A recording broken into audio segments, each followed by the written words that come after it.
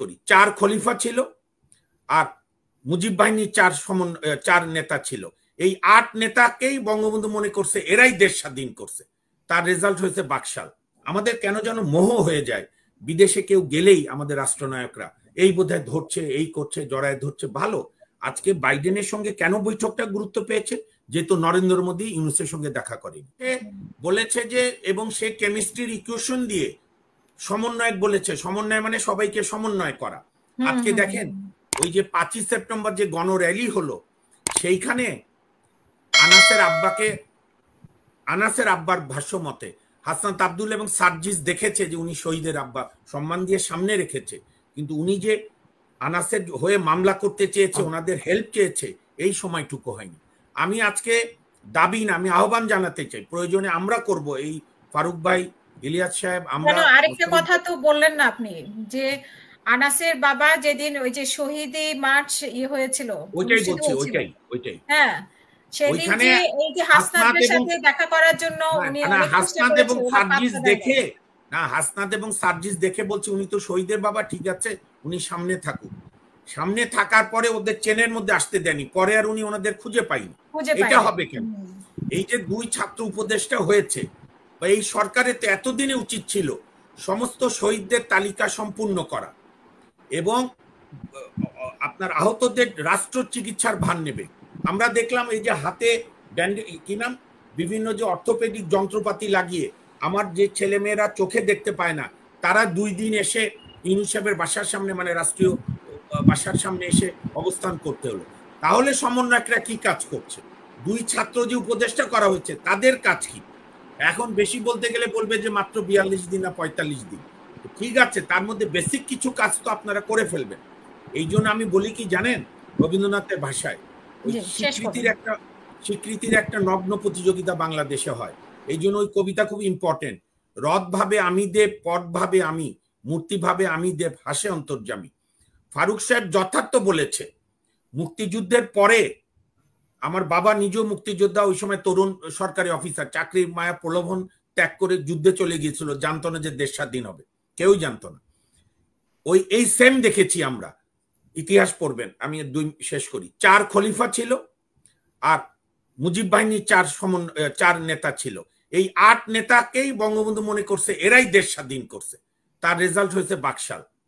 এবং আমাদের 2টি বড় দলের এখন পর্যন্ত ভোটের বাজারে, 2টি তো বড় দল, লাস্ট ভোট পর্যন্ত বৈধ ভোটে 2টি দলের মুক্তিযুদ্ধ নিয়ে কোন ইতিহাসের সমন্বয় আছে? আওয়ামী লীগের শেখ হাসিনার ইতিহাস হচ্ছে 7ই মার্চে বঙ্গবন্ধু স্বাধীনতার ডাক দিল, 25শে মার্চে রাত্রে কি তদানীন্তন ইপিআর এর রাইফেলে ঘোষণা দিল, তারপর আর কোনো ইতিহাস নাই। 10ই জানুয়ারি 52, 62, 66 বলতেই চায় না। মুজিবনগর সরকারের নেতৃত্বে সেক্টর কমান্ডাররা একটি জনযুদ্ধ, সেনাবাহিনী, ছাত্র, শ্রমিক, ক্ষেতমজুর, বুদ্ধিজীবী, শিক্ষক, আইনজীবী, সাংবাদিক, কালচারাল কর্মী, ইতিহাস নাই। বিএনপি আমাদের বন্ধুপ্রতিম দল, বিএনপির ইতিহাস হচ্ছে শহীদ জিয়া অসাধারণ ডিক্লারেশন, তারপরে আর কিছু নাই। যার ফলে এই আন্দোলনেরও এই নির্মম পরিণতি হবে। এই জন্য আমি আজকে ফারুক ভাই, ইলিয়াস ভাই, মোস্তাফিজ ভাইদের প্রতি আহ্বান জানাবো, কারো প্রতি অপেক্ষা না করে আসেন আমরা একটা পেশাজীবী নাগরিক গ্রুপ করি, যারা ইতিহাসকে কম্পাইল রাখি, শহীদদের তালিকা সম্পন্ন করার জন্য এই সরকারকে কি কি বাধ্য করা যায়, আহতদের চিকিৎসা, এই কাজগুলো করি। কারণ বোঝা গেছে যাদের উপর বেশি ভরসা রাখছি তারা আমাদের স্বপ্ন পূরণে এগিয়ে আসছে না। আমি বলি আরেকটু কথা, ভারতের সঙ্গে বিএনপির বৈঠক নিয়ে আপনি যেভাবে অন্যদের মতামত নিয়ে চিন্তার কথা বলছেন, আমি কিন্তু এটা চিন্তার বিষয় দেখি না। কারণ you can change your friend, you can't change your neighbour. Tajuddin Saheb যখন ঢাকায় ফিরছেন বিজয় দিবসের পরে, তখন এটা আপনি বইতে পড়বেন, ভারতের বুদ্ধিজীবীরাই লিখে গেছে, ভারতের সেনাপতিরাও কয়েকজন খুব আগ্রহ করে বলছে তাজউদ্দিন, মানে হিন্দিতে বা ইংলিশে, we are now friends, we are friends, এই সেই।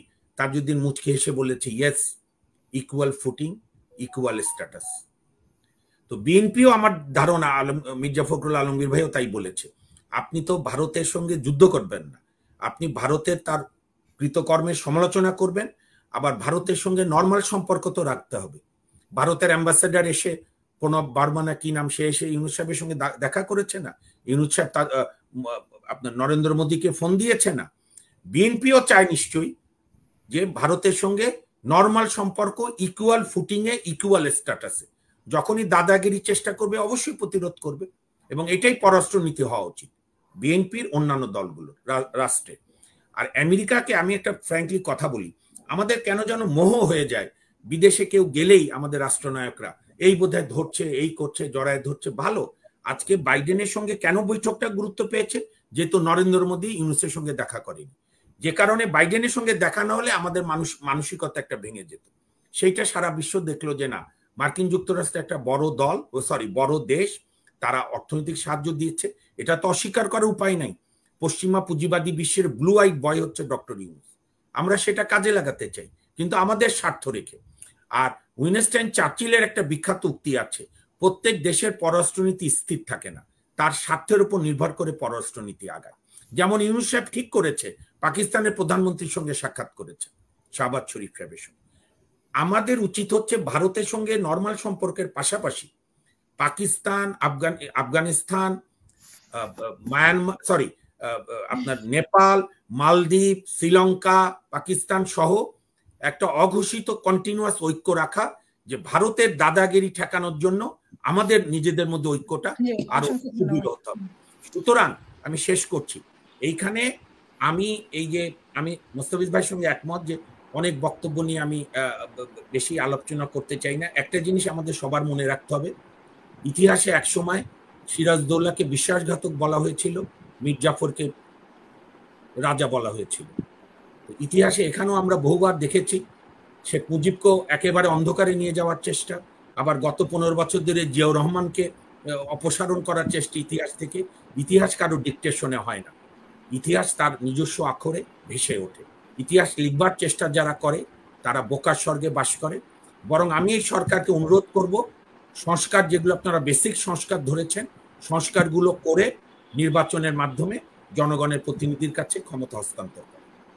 জুলাই, এটা যদি 5ই আগস্টের আগে হতো, আপনি যেটা বলেছেন একটু তো সামাজিক সংযোগ থাকতে পারে, কিন্তু আমি দায়ী করি এইটা কি আপনার ওই যে ইকবাল সোবান চৌধুরী আর মঞ্জুল আহসান বুলবুল আগস্ট 5 আগস্টের আগে এরকম কোন জানাজা হলে জামাতের পাশে গিয়ে বসতো, জামাতের আমিরের পাশে গিয়ে?